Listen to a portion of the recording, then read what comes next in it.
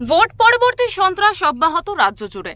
এবার দুষ্কৃতীদের হাতে খুন হলেন নদিয়ার চাপড়া এলাকার এক তৃণমূল কর্মী।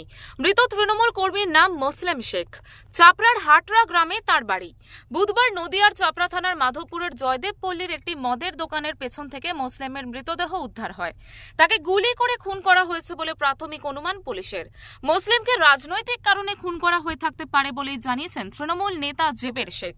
তবে মৃতের বিরুদ্ধে একাধিক দুষ্কৃতী কার্যকলাপের অভিযোগ আছে বলে জানা গেছে। খবর পেয়ে ঘটনাস্থলে আসে বিশাল পুলিশ বাহিনী ও কেন্দ্রীয় বাহিনী। ইতিমধ্যেই গোটা ঘটনার তদন্ত শুরু করেছে পুলিশ। হঠাৎ আমি যেহেতু কালকে আমাদের রেজাল্ট আউট হয়েছে, আমাদের আজকে পিঁপড়াগাছি অঞ্চলে ফুলকলমি গ্রামে আমাদের একটা বিজয় মিছিল ছিল, বিজয় উৎসব। তো সেখানে ছিলাম, হঠাৎ খবর পেলাম যে একটা মার্ডার হয়েছে।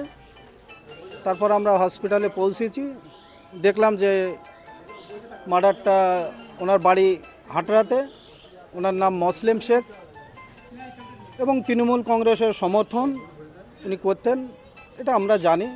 উনি আমাদের তৃণমূল কংগ্রেসের একজন সমর্থক। হ্যাঁ, তৃণমূল কংগ্রেসের একটা কর্মী। ঘটনাটা হয়েছে